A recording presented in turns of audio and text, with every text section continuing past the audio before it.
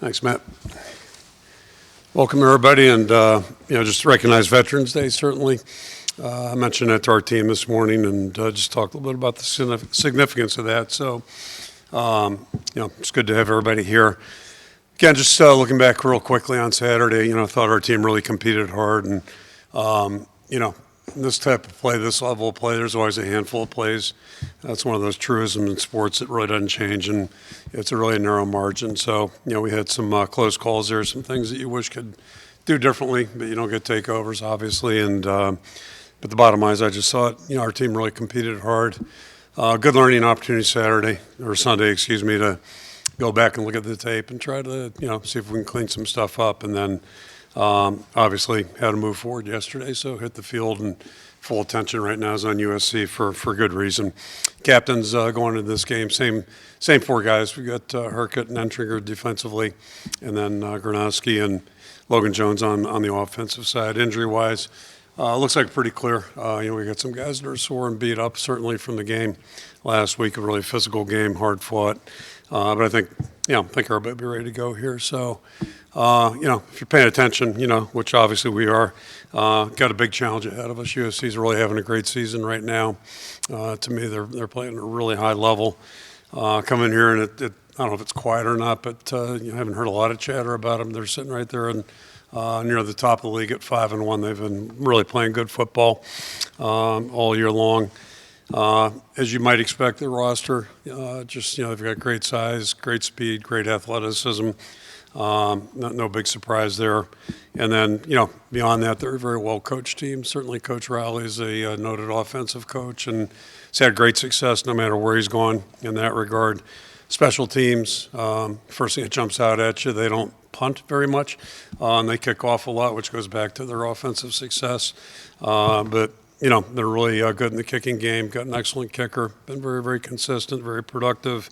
Got number 6 back there. The great receiver is a punt return guy as well. And, obviously a very dangerous player and a good punter on top of that.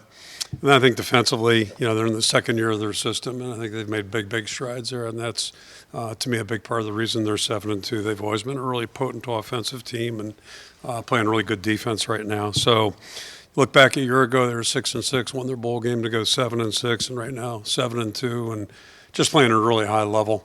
A couple of things that jump out at you. I mentioned the defensive play. They run the ball at about 50 yards, at least in conference play, 50 yards more a game than they were a year ago, and right up there at the top of the conference with Oregon. So, doing a really good job there. Quarterback's playing tremendous for him, a really good football player.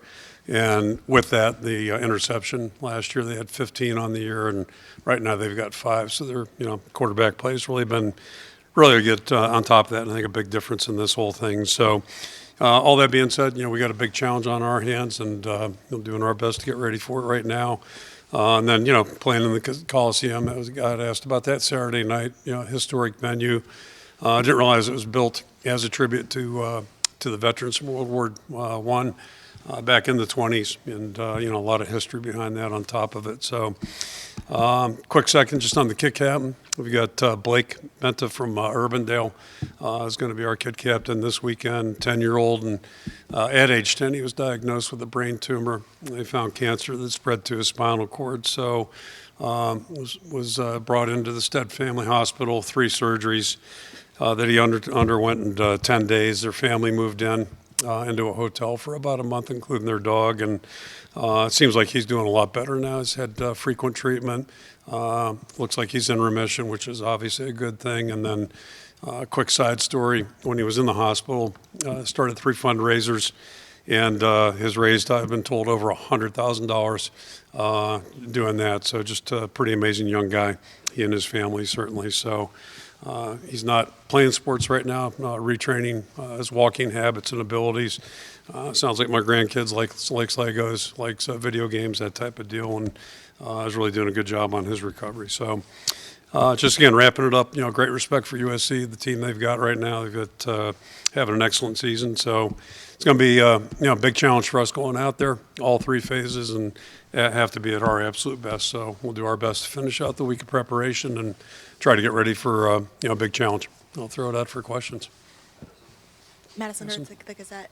With 3 close losses, particularly with this season, how have you seen the leaders on this team, whether it be the 4 captains or elsewhere, kind of guide some of these younger players that are getting experience, and just how to continue maturing and moving forward after another close loss this year? Yeah, it really goes back to January. They've been consistent all the way through, and excuse me, you're never sure who's going to emerge as your leaders, and we've got a bunch of them. Certainly, we've settled in on the 4 captains, seem to have done that. But we've got a lot of guys right now really doing a good job in that regard, and not all of them are starters. Jade Montgomery was not a starter, but he's been on the leadership group the entire way through it. The guys just, they just come to work every day with a great attitude and work hard. They realize there's ups and downs in sports. So, I think they're certainly setting the bar for everybody else on the football team. And some of the younger guys are better than others, at least queuing in on what to do and how to do it. And that's part of the process too. But no, they've been really good. I think very steady. And based on yesterday and today, nobody's been discouraged. They're working hard, and they know we got a big challenge in our hands right now. David Eichel, HawkeyeInsider.com. Kirk, a couple of your players talked about when you reflected on last year's West Coast trip to UCLA that you guys may have probably lost the game before it was played. I guess felt like the preparation was good, but they just weren't ready to play. What did you kind of learn about going to the West Coast last year? I know it was a Friday night, a little bit different, but just how can you kind of make that change heading into this matchup? Yeah, I really think it's more the only one it factor I'll put in there to acknowledge that the West Coast trip a year ago was a night game, and those are a little bit of a challenge. I'll admit that, but I don't see this one. This is 2:40 Central Time, if you want to look at it that way. So it's not a big a deal. But I think our issue last year in the UCLA game was more just our approach to the game mentally, in my opinion. They were not a team really interested in running the football a year ago. And I'm not sure they wanted to run the ball against us, quite frankly, until we got into the game, and we didn't show much interest in playing the run. And then, it just became obvious they needed to stay with it. And big difference from Saturday. Like, we had total respect for Oregon in every regard, obviously. And, they were still able to run the ball better than we like. But it wasn't because we weren't ready for it. And, I just didn't think we were ready mentally against UCLA last year in the run game. And probably some other areas too, where we left some things out there. So to me, it was more about our approach going into that game than it was where it got played or who we were playing, but just our mental approach. And this team so far, this 2025 team is each and every week, and from my vantage point, they've really prepared well, and they've gone out and competed with the right attitude, and that's what it takes to give yourself a chance to be successful. Chad Lice, Dakota Des Moines Register. Gronowski was telling us that you guys don't specifically practice two-point conversions. I know that's been it's cost you guys in the Iowa State loss last year, cost you this week. Mm-hmm. What has been your philosophy on two-point plays, like in terms of practicing them? Has it changed over with different coordinators, NFL, any kind of inspiration you've had on that or leader? Yeah, guidance? I mean, we practice that situation in camp. I won't say frequently, but we do it. It's part of the checklist, and you go through it. But we work in the red zone, every week, obviously, and meet on it every week and have a plan for it. To that point, we always practice that. So it's going to be something out of that menu, if you will, or that part of the game plan. And it's a specific part of the game plan, from the 5 in. And so it's going to come out of that playlist typically. And truth be told, last week, Saturday, the point we ended up going to 4 downs. So it was on the 4th down that we used our best 2-point play, unfortunately. So maybe if we could have scored on the one of the first 3 plays, then we would have had a good 2-point play ready, or at least the best one. It just didn't work out. Hey, Kirk, Elliot Clough, Hawkeye Insider. Wanted to ask about Kamari for how he's reached a new level this year, but at the same time, seems like he's just a shoestring tackle away from a big play, if not one time a game, multiple times a game. Yeah. I guess Caleb Johnson was like that a little bit for a little while. How can he reach that next level and make those explosive plays? Yeah, I think he's been climbing with each year. We've seen him do good things, all the way through it. And last year he was a number 2 back, and Caleb was clearly the number 1 guy. But I think Kamari just has subtly improved in every facet of his game. He's always been pretty good in terms of versatility and being well balanced. A little bit stronger now, a little bit more physical than he was a year ago or 2 years ago, certainly. But, has good vision, can make good cuts, all those types of things. And I don't know that he'll ever be a power runner, but he'll continue to get a little bit better. And, we've really been pleased with what he's done thus far. I don't think there's any big dramatic step that he's made, but, I think he just continually improves. And, he's a really good back, so we're really comfortable anytime he's in the game. Going back to Caleb last year, I think as much as anything, it was a matter of focus, which, in year 3, that's kind of where the light really came on for him. And the other thing he learned how to do last year was use what he had. He was always a big, strong, powerful guy, but didn't always run that way. And then last year, he really learned how to use his strengths and abilities to, benefit his production. Kirk, John Sears, WHO TV. Wanted to ask you about maybe your message to your defense.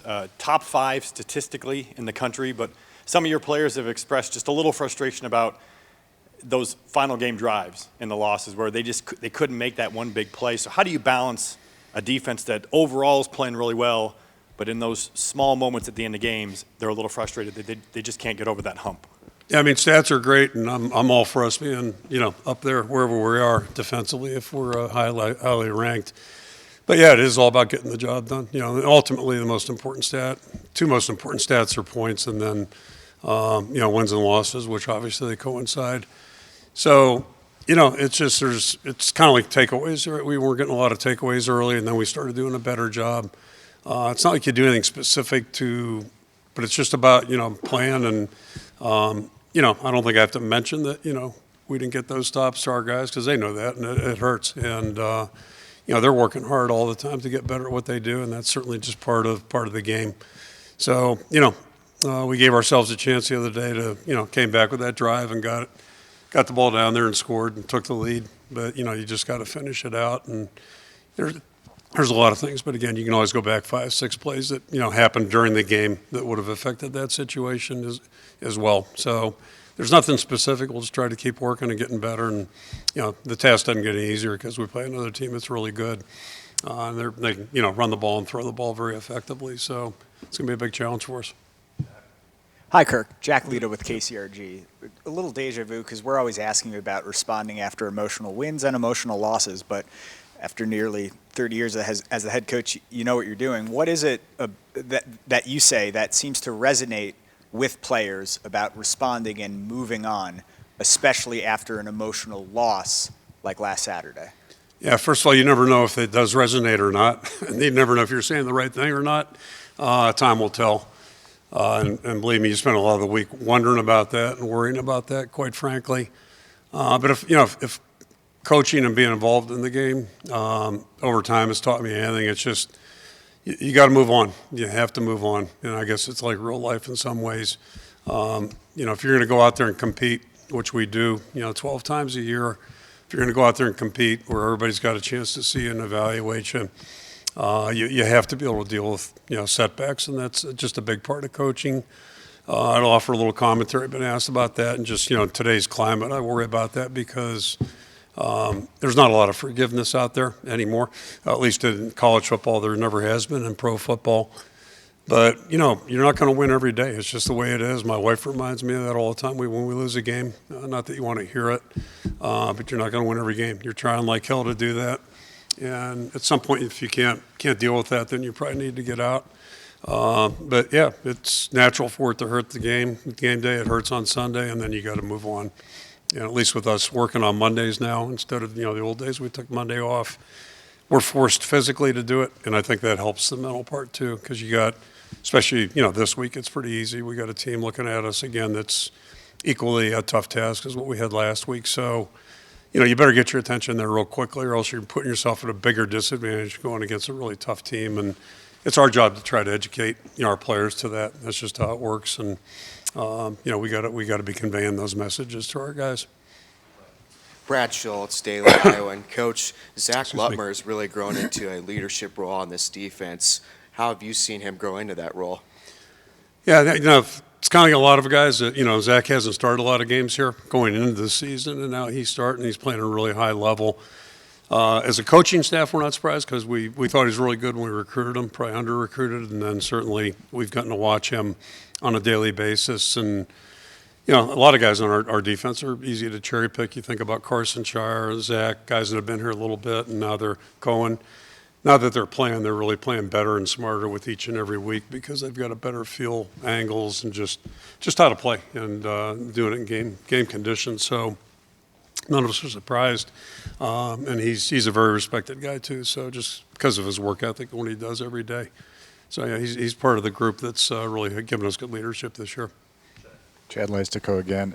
Have you guys talked? I asked this Phil a couple weeks ago, but we're a couple weeks later now. So have you considered? Have you guys had discussions recently about Cam Buffington and if he could be in the regular defense? Is he ready to do that, or are you guys still happy with what you got with Montgomery and? No, I think Jaden's done a great job, and you know we still got Jaden Harrell too, who's getting better with each week. So I think probably at this time of the year, you know, it's no knock on Cam. Cam's done a lot of good things. Had a pick a couple weeks ago. But yeah, those other guys are probably more game ready right now to be playing.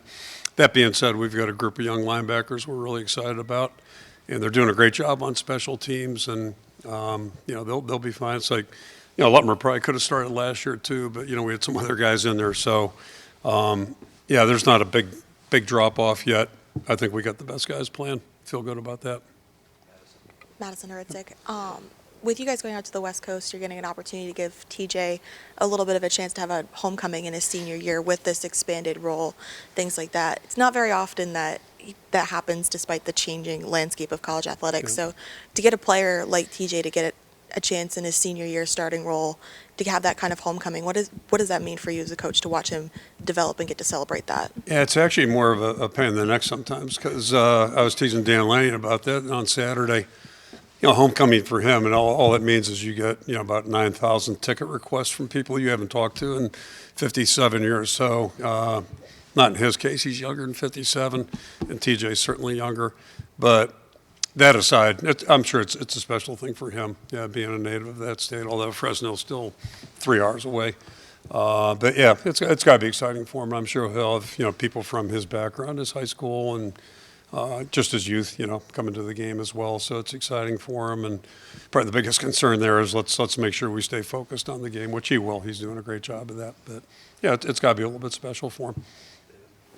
David Eichel, Hawkeye Insider. Kirk, I know Indiana and Oregon are two of the most explosive offenses, and you guys held them well under all their averages, but it did seem like missed tackles were a common factor in both, I guess, especially going against USC.